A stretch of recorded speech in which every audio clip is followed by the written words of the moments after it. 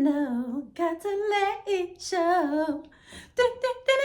I've been waiting for my moment. I've been waiting for this moment. In this moment, in mine. In this moment, in mine. Hold on. I mean, I'm gonna be serious, but I'm also gonna be playing a little bit because that's just what I do. Just relax. I'm coming with the message. I'm coming with what I'm coming to come with. Feel like my lip gloss is coming out. My lip gloss is popping. My lip gloss is cool. All the boys be jocking. They know I rock the school. Hold on. Hold on. I play. And I'm not sorry for playing because you're going to get a lot of that. That's what I do. That's what I do. I love me. You got to love it. Okay? All right, bet. Welcome to the show, y'all. Thank you for joining. All of y'all, thank y'all for joining. I really appreciate the audience. So many of us are becoming aware of triggers, trauma, generational curses, and repeating cycles. But how many of us are actually talking about how we were able to dissect those aspects of our life? Not many. Not many of us talk about how we did it or what we did, when we did it, why we did it. So that's the purpose of my podcast, is to talk about these things. Everything that I talk about is based on experience, based on wisdom, and based on life, literally going through life. I'm glad that you were able to watch. I hope you stay tuned in. Like, share, subscribe, and comment. It starts with you. Whatever you want to do, what changes you want to do, the growth that you want to do or that you may need to do starts with you. So before I start, the 5 questions that I want you to reflect on and ask yourself: what, when, why, where, and how. Okay? Every day, take some time out to reflect. Every day. All right, I'm gonna go ahead and get started. My first question is, what was my breaking point in me knowing that I needed to change or that I needed to grow up? My breaking point was, maybe I'm gonna say 2021, 2022. Me and my daughter were having situations and I felt like she hated me. I was trying to do the absolute best that I could. Her father was absent in her life.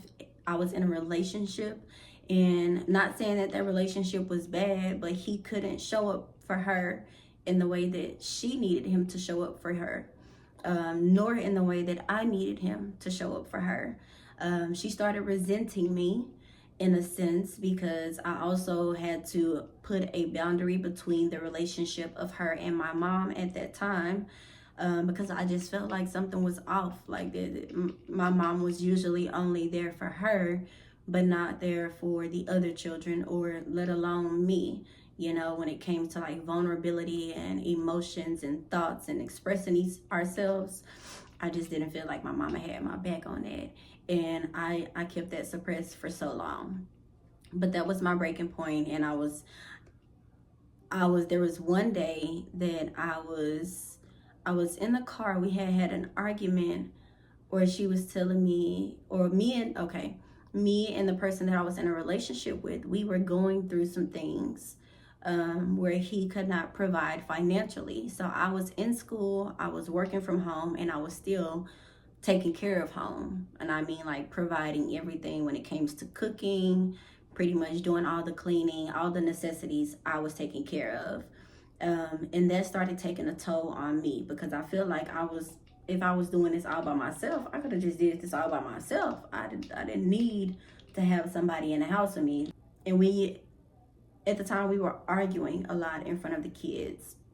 And that's something that I never ever wanted to do, but it always end up happening. You know, when you have to bring up a conversation and somebody always gets defensive, it's like, why is you getting so defensive, bro? Now we about to start arguing. Now we about to be into it in front of the kids. They gotta hear this bullshitty shits. I never liked it, but my oldest daughter, she understood it. She was old enough to understand that I wasn't happy, and it was making her unhappy. She actually thought that I was being fake. Like, she was like, Mama, you being fake because you letting him do this and do that and do this and do that, and then you take him right back. And then I had to explain to her, like, I'm still learning. Like, I'm still learning. I'm still trying to grow. I don't know exactly what's even going on in my life right now. I was struggling with finances, trying to make it, trying to like literally get us by. I don't know. I don't know. I was still learning, but also I was drinking real tough. I was smoking real tough. Like we would go out and club and try to make the best of it, and I was trying to fill a void because I felt like I was so alone. Like I didn't know what else to do. I didn't know what else to do. So I accepted pretty much the bare minimum, and not even thinking that it was hurting my kids, or not realizing that it was hurting my kids, especially when he couldn't be there for her. And I'm not throwing shade at him at all, because he's a great dad. He's a great person. He just couldn't give me what I needed. He couldn't give my oldest daughter what she needed. And that was my breaking point. And I was like, God, I want something different. Something in my life got to change. Like, this cannot be my life. I need a break. I was like, I can't do this. I don't know what I don't know. I don't know what I'm doing. I knew what I was doing, but I just felt like I wasn't doing the best that I could do. And in reality, I wasn't doing the best that I could do. If I'm being quite honest, but hey, it is what it is. I learned from it. It just took me a while. That was my breaking point though. Like I remember one day after that moment, I remember one day driving, and either I was taking them to school or I was dropping them off at school. And the song by Kirk Franklin, Wanna Be Happy, came on, and I really felt that like to my core. Shout out to Kirk Franklin for that song, okay? If you really listen to the words of that song, it speaks to you, especially when you are tired, like tired of living the same old life, tired of just going with the flow of life, thinking that it's normal to struggle so hard, or normal to go through so much turmoil. I would play that song, and I would like sing it to the top of my lungs, and I would be crying while I'm singing this song, because I was like, I'm tired. Like, golly, when am I ever gonna be like, when am I actually gonna be happy for me? Like, damn, I want to be happy. I just want to be happy. Hold on. But if I keep on giving my heart, hold on, for people to tear apart, hold on, the healing will never start. Hold, so I can be happy. Yeah, that song used to hit home for me every single time. And after I stopped listening to that song, I knew that something was changing inside of me. Like, that song was hitting home. So that was my breaking point. That moment with my daughter, and realizing that what I was doing, the choices that I was making, was not the best choices for my kids. And it was also bringing me down, where I was having anxiety, I was having depression, I was put on depression medicine, I was put on anxiety medicine, I was smoking cigarettes like back to back to back. When I say chain smoking them things, I was chain smoking cigarettes. And everybody know them things nasty and they stink. Yeah, but I had to do it. It was one way to keep me cope. It was a way for me to cope, and I did it. Thank God for deliverance. So hold on. Not saying that I'm perfect. I'm just saying I was smoking them cigarettes. Real tough. Moving on. The next question is, when did I become aware that it was mandatory to start changing and growing? I became aware that it was mandatory to start changing and growing when the end of 2022, the beginning of 2022, I was about to be evicted. Like I said, I was struggling.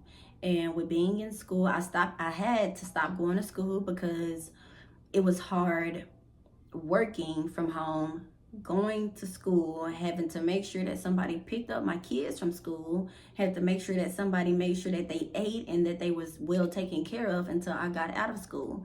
It became too hard.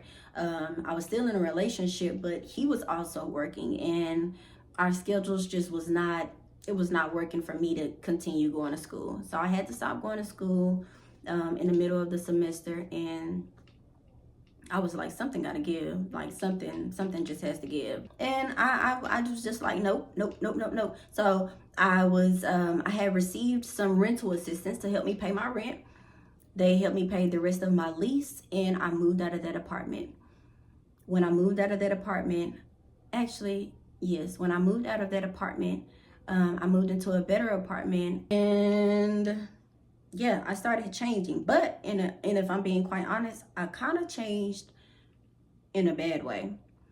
Not mentally, but in a sense, mentally. I started drinking real tough. Those little buzz balls, I was drinking at least 2 to 3 of them a day because I feel like I was stressed. Like I was under pressure. Although I worked good under pressure, I just feel like I was overwhelmed with life. I'm still trying to build a bond with my kids. I'm still trying to show them the right way to do stuff, but I'm still not knowing the right way. I'm still learning how to go the right way about stuff. And I was like, oh my gosh, I was still working from home, doing dispatching. And I was just drinking. I was just drinking and I was just drinking and I was just drinking. I barely did any clubbing unless it was like with my family or something like that, because I didn't have any friends. The one friend that I did have, she passed away in 2021. And so I went to my little bubble and I stayed there, because you cannot trust people these days. It's just too, it's hard out here for a pimp, you know. It's too hard out here to be making friends and then you don't know who real genuine like that. Although we have a spirit of discernment, baby, some people wear these masks very well. So when you need some assistance on who is for you and who not for you, I say go to God. Pray about it. But tread lightly. Don't be telling them all your B's naives. Don't do all of that. And just tread lightly. You know what I'm saying? Take it slow and steady when the race. Okay. But yeah, that's when I became aware that I needed to start changing. I needed to start growing because I was drinking. But at the same time, I always, like in my heart, I knew that I wanted to have a better life. I knew that I was chasing after God's heart, but I didn't know how to get there. I was still struggling with a lot of the trauma that I had, a lot of the triggers that I had due to an absent father, due to, not having an affectionate household, due to, my mama, she worked so hard. Shout out to her. She did not raise me to be a bad person at all. I was just holding on to a lot of stuff. I felt like I couldn't talk to nobody. I felt like when I did try to talk to somebody or when I did try to be myself, I just couldn't. I didn't know how. Nobody really would accept me if I showed my quirks or if I did random things. Nobody was going to accept me because every time I did that or every time I tried to do that, I get these ugly looks. Or they always be like, oh, you're doing too much. You're doing too much, bro. Just chill. No, I ain't chilling now. I ain't chilling now. I ain't chilling now. But at the time, I was chilling. I actually stopped going around my family. And it's funny because my dad, he had told me one day, he was like, you done got a relationship and you be acting funny and stuff. And I was like, it's not even that. It's just that, you know what I'm saying? I'm in a relationship, so I'm trying to make it work. I'm trying to, you know what I'm saying? I'm trying to do what it do, boo-boo. I got a family at home, so I don't be trying to be out. I be trying to be in the house with my family. Even though we ain't the perfect family, I be wanting to be at home with my family, okay? That's when I became aware that I needed to change and I needed to grow. I was just fed up with life. I was fed up with the choices that I was making. I was tired of being drunk. I was tired of losing stuff because I was financially irresponsible.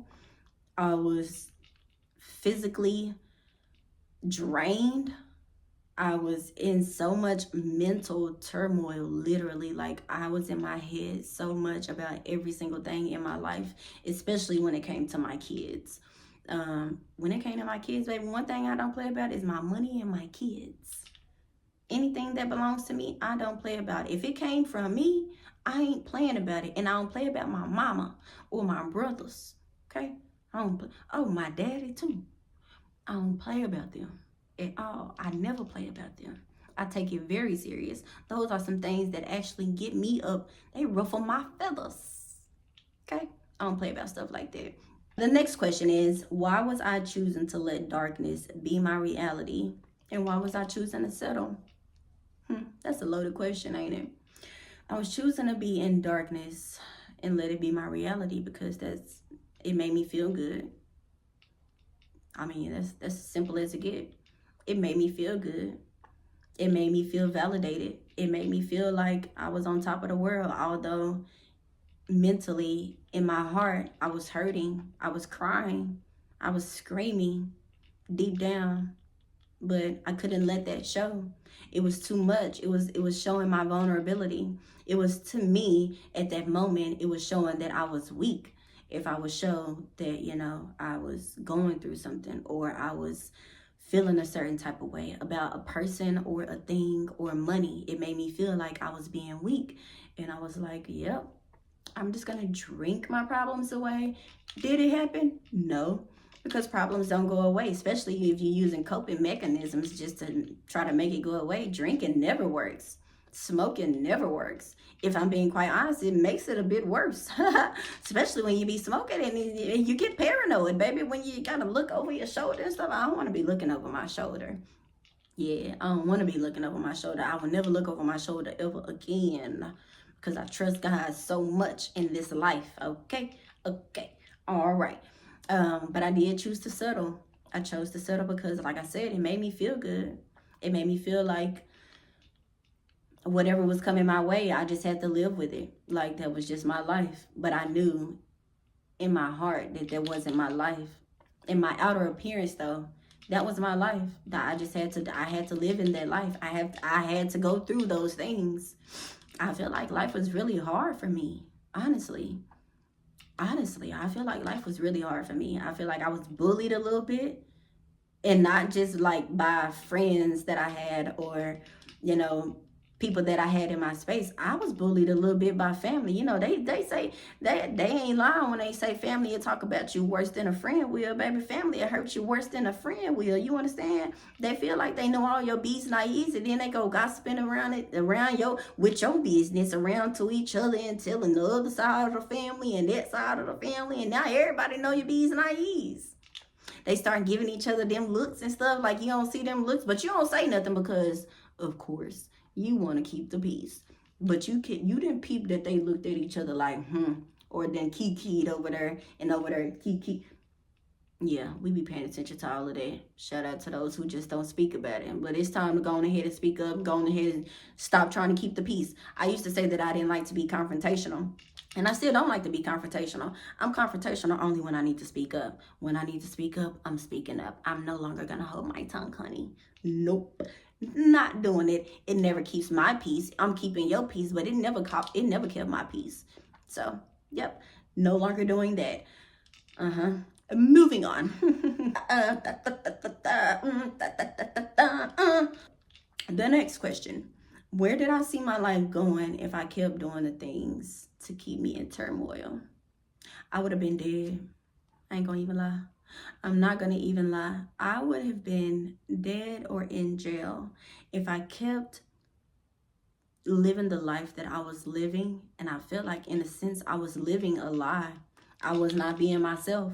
I wasn't speaking up. I wasn't doing stuff that I needed to do. I wasn't really there for my kids as much as I needed to be. And it's because I was dealing with my own battles that I couldn't help them, or I couldn't be there for them, either whether it be physically, mentally, emotionally, or spiritually. I couldn't be there for them like they needed me to be, because I was dealing with my own mess. And do I regret that? Yes and no. Why I regret it? Because I feel like I missed something in between me dealing with my mess and me could and should have been there for them. Why I say no is because I also learned in my mess that I was not there for them. And I take accountability. When I say I wasn't there when they needed me, I wasn't there to the extent that they needed me in. When it came emotionally, I was angry. I was angry. Oh my gosh, I was an angry person. I'm not gonna lie. I was angry. It's crazy because I was angry. Like, I was doing a lot of yelling. I was doing a lot of cussing. I had no understanding. I was an angry mom. I was an angry sister. I was an angry daughter. I was mad at life, if I'm being quite honest. But I grew from that. I learned that I needed to have some sense of control over my emotions, over my mental state. There was something that I needed to change about me. And I knew that if I didn't do it, nobody else was going to do it. If I had not changed, I would end up in jail. I would have ended up dead. I was such an alcoholic. Like, when I say drinking, I was good. I was drinking hard. I'm not lying. Trying to cope, trying to mask how I was really feeling inside. I would have been in jail. I would have been dead. And forever, I'll always be grateful for God. I love that man. That's my guy. That's my guy right there. Okay? If I don't go to nobody, I'm going to that man right there. They're my guy. They're my God. They're my G-O-D. Hey, they're my G-O-D. Hey, they're my G-O-D. Hey, hold on. Yeah, I could have been dead. I could have been in jail. Yeah, because I just was not in the right state of mind. And it was bad. But thank God. Thank God for him. Thank God for grace, mercy, favor. Thank God. Next question. How did I know I was headed in the wrong direction? I knew I was headed in the wrong direction. That's a good question. How did I know I was headed in the wrong direction? I knew I was headed in the wrong direction. Oh, when I started having withdrawals from alcohol. Yeah. There was one day I was working from home doing the dispatching, and I had no money. Like, I was broke. I was broke. Like, broke. I had no money. And you know them buzz balls, they ain't real expensive, but I ain't had no money to get no buzz ball, baby. And I was losing it. Not gonna lie. I was like, I'm about to spaz out. I ain't got no money to have no drink. I don't know how to act. I ain't gonna lie. I ain't know how to act. At that moment, when I knew that I was having withdrawals, and it was literally that same day that I didn't have a drink, and I was like, I'm having withdrawals. I'm having withdrawals from not having a drink. Just one. It's time to change. Yep, that's when I knew that I was becoming the baddest alcoholic. That's when I knew. I was like, yeah, no, I'm upset because I ain't had no drink. That's crazy. That's diabolical, ain't it? I didn't care though. I was like, yeah, no, leave me alone. I'm not in the mood. Stop talking to me. Get out my motherfucking face. Yeah, I was like that. At that moment, I knew that it was time to change. I knew it was time to change. And what I did to start that change, got in my Bible. I got in my Bible. I didn't know what else to do. I feel like there was no other way that I could have even started that change. I had to get in my Bible. I had to literally get on my knees. I started praying. I was praying. I was like, God, I need some help. I can't do this. I'm tripping because I ain't got no drink. I'm tripping. I was tripping. And everybody around me knew that I was tripping because I didn't have a drink. That's a sign that I needed some help. And at that moment, it's funny how I realized that I needed some help. I can actually admit that I needed some help, some goddamn help. I needed some help. Yeah, I was about to go down the wrong path. I was going down the wrong path because I was becoming a bad alcoholic, a mean person when I didn't have a drink. I had to have a drink, at least 3 to 4 buzz balls a day. It's crazy. And those buzz balls is strong, because if you know, you know. Yeah, that's how I knew. I want to encourage somebody though. Life is what you make it. Life is really what you make it. Yeah. It takes for you to reflect on what, when, where, why, and how. If you are not doing that, you're not gonna know. You're not gonna know where to start. You're not gonna know how to start. You gotta reflect every day. I encourage you to reflect every single day. Whether you are reflecting on something that you saw, something that you heard, something that you talked about, reflect. It's very imperative if you want to change for you and your family. Change has to start with you though. Like, you gotta want it. Like, you have to go for it. If you want to change and you know deep down in your heart the person that you are right now to this day is not the best person or the best version of you, you gotta want it. You gotta start the change. It starts with you. Once you start changing yourself, you will start seeing your atmosphere change. You will start seeing the people in your life begin to change. That's one thing I will say. When I started changing, I realized that things around me was changing. My children were changing. My life was changing. And I mean, like, changing in the best ways. When I stopped drinking, I realized that I was able to think clearly.